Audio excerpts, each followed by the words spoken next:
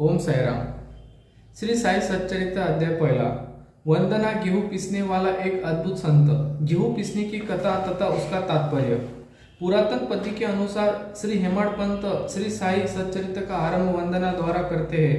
प्रथम श्री गणेश को साष्टांग नमन करते हैं, जो कार्य को निर्विघ्न समाप्त कर उसको यशस्वी बनाते हैं, और कहते हैं कि श्री साई ही गणपति है।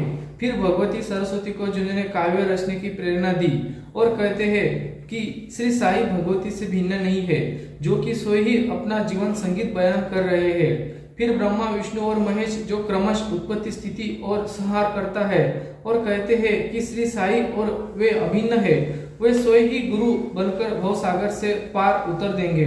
फिर अपने कुल देवता श्री नारायण आदिनाथ की वंदना करते हैं, जो कि कोकन में प्रकट हुए।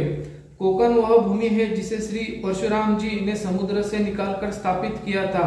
तत्पश्चात वे अपने कुल के आदि पुरुषों को नमन करते हैं। फिर श्री भरद्वाज मुनि को, जिनके गोत्र में उनका जन्म हुआ, पश्चात उन ऋषियों को जैसे यज्ञवल्क्य, भृग, पराशर, नारद, वेदव्यास, सनक, सनंदन, सनत कुमार, शुक, शौनक, विश्वामित्र, वशिष्ठ, वामदेव, जामिनी, वैशंपायन, नव योगींद्र इत्यादि तथा आधुनिक संत जैसे निवृत्ति, नामदेव, सोपान, मुक्ताई, जनार्दन, एकनाथ, नामदेव, तुकाराम, कान्हा, नरहरि आदि को नमन करते हैं। फिर अपने पितामह सदाशिव, पिता रघुनाथ और माता को, जो उनके बचपन में ही गत हो गई थी। फिर अपनी चाची को, जिन्होंने उनका भरण पोषण किया, और अपने प्रिय भ्राता को नमन करते हैं। फिर पाठकों को नमन करते हैं, जिनसे उनकी प्रार्थना है कि वे एकाग्र चित्त होकर कृतामृत का पान करें। अंत में श्री सच्चिदानंद सद्गुरु श्री साईनाथ महाराज को, जो कि श्री दत्तात्रेय के अवतार और उनके आश्रयदाता है, और जो ब्रह्म सत्य जगन मिथ्या को बोध कराकर समाप्त प्राणियों में एक ही ब्रह्म है की व्याप्ति की अद्भुति करते हैं। सर्व श्री पराशर, व्यास और शांडिल्य आदि के समान भक्ति के प्रकारों का संक्षेप में वर्णन कर अब ग्रंथकार महोदय निम्नलिखित कथा प्रारंभ करते हैं। ओम साईराम साईबाबा। ओम साईराम। गेहूं पीसने की कथा। सन 1910 में मैं एक दिन प्रातःकाल श्री साई बाबा के दर्शनार्थ मस्जिद में गया। वहां का विचित्र दृश्य देखकर मेरे आश्चर्य का ठिकाना न रहा कि साई बाबा मुंह हाथ धोने के पश्चात चक्की पीसने की तैयारी करने लगे। उन्होंने फर्श पर एक टाट का टुकड़ा बिछा और उस पर हाथ से पीसने वाली चक्की रखी। उन्होंने कुछ गेहूं डालकर पीसना आरंभ कर दिया। मैं सोचने लगा कि बाबा की चक्की पीसने से क्या लाभ है। उनके पास तो कोई है भी नहीं, और वह अपना निर्वाह भी भिक्षावृत्ति द्वारा ही करते हैं। इस घटना के समय वहां उपस्थित अन्य व्यक्तियों को भी ऐसा ही धारणा था, परंतु उनसे पूछने का साहस किसे था। बाबा के चक्की पीसने का समाचार शीघ्र ही सारे गांव में फैल गया, और उनकी यह विचित्र लीला देखने हेतु तत्काल ही नर नारी की भीड़ मस्जिद की ओर दौड़ पड़ी। उनमें से 4 निडर स्त्रियां भीड़ को चीरती हुई ऊपर आई, और बाबा को बलपूर्वक वहां से हटाकर उनके हाथ से चक्की का कुटा छीनकर तथा उनकी लीलाओं का गायन करते हुए उन्होंने गेहूं पीसना प्रारंभ कर दिया। पहले तो बाबा क्रोधित हुए, परंतु फिर उनका भक्तिभाव देख वे शांत होकर मुस्कुराने लगे।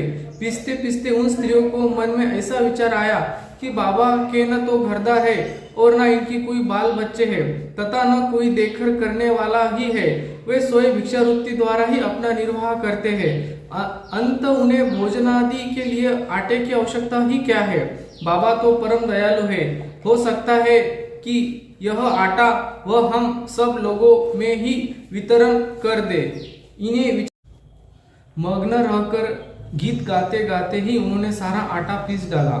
तब उन्होंने चक्की को हटाकर आटे का 4 समान भागों में विभक्त कर लिया, और अपना अपना भाग लेकर वहां से जाने को उगत हुई। अभी तक शांत मुद्रा में निमग्न बाबा तक्षण ही क्रोधित हो उठे और उन्हें अपशब्द कहने लगे। स्त्रियां, क्या तुम पागल हो गई हो? तुम किसके बाप का माल हड़प कर ले जा रही हो? क्या कोई कर्जदार का माल है जो इतनी आसानी से उठाकर लिए जा रहे हो? अच्छा, अब एक काम करो कि इस आटे को ले जाकर गांव की मेड़ सीमा पर बिखर आओ। मैंने शिरडी वासियों से प्रश्न किया कि जो कुछ बाबा ने अभी किया है उसका यथार्थ में क्या तात्पर्य है। उन्होंने मुझे बतलाया कि गांव में विषु चिका हैजा का जोरों से प्रकोप है और उसके निर्वात ही बाबा का यह उपचार है। अभी जो कुछ आपने पिसते देखा था वह गेहूं नहीं वरण विषु चिका हैजा था जो पिसकर नष्ट कर दी गई है। इस घटना के पश्चात सचमुच विषुचिका की संक्रामकता शांत हो गई और ग्रामवासी सुखी हो गए। यह जानकर मेरी प्रसन्नता का परावर न रहा। मेरा कौतूहल जागृत हुआ गया। मैं सोए से प्रश्न करने लगा कि आटे और विषुचिका हैजा रोग का भौतिक तथा पारस्परिक क्या संबंध है, इसका सूत्र कैसे जात हो। घटना बुद्धिगत सी प्रतीत नहीं होती। अपने हृदय की संतुष्टि के हेतु इस मधुर लीला का मुझे 4 शब्दों में महत्व अवश्य प्रकट करना चाहिए। लीला पर चिंतन करते हुए मेरा हृदय प्रफुल्लित हो उठा और इस प्रकार बाबा का जीवन चरित्र लिखने के लिए मुझे प्रेरणा मिली। यह तो सब लोगों को विदित ही है कि यह कार्य बाबा की कृपा और शुभ आशीर्वाद से सफलता पूर्वक संपन्न हो गया। आटा पीसने का तात्पर्य। शिरडी वासियों ने इस आटा पीसने की घटना को जो अर्थ लगाया वह तो प्राय ठीक है, परंतु उसके अतिरिक्त मेरे विचार से कोई अन्य अर्थ भी है। बाबा शिरडी में 60 वर्षों तक रहे और इस दीर्घ काल में उन्होंने आटा पीसने का कार्य प्राय प्रतिदिन ही किया।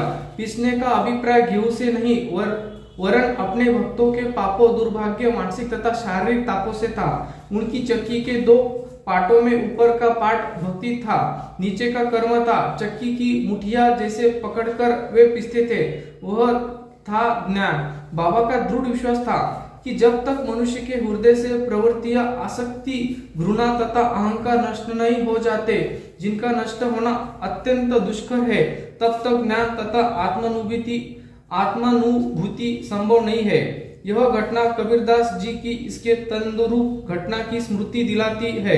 कबीरदास जी एक स्त्री को अनाज पीसते देखकर अपने गुरु निपट निरंजन से कहने लगे कि मैं इसलिए रुंदन कर रहा हूँ कि जिस प्रकार अनाज चक्की में पीस जाता है उसी प्रकार मैं भी भवसागर रूपी चक्की में पीस जाने की यातना का अनुभव कर रहा हूँ। उनके गुरु ने उत्तर दिया कि घबराओ नहीं, चक्की के केंद्र में जो ज्ञान रूपी दंड है उसी को दृढ़ता से पकड़ लो। जिस प्रकार तुम मुझे करते देख रहे हो उससे दूर मत जाओ, बस केंद्र की ओर ही अग्रसर होते जाओ और तब तक यह निश्चित है कि तुम इस भवसागर रूपी चक्की से अवश्य ही बच जाओगे। श्री सद्गुरु साईनाथ अर्पण शुभ भवतु। अध्याय 1 समाप्त। ओम साईराम।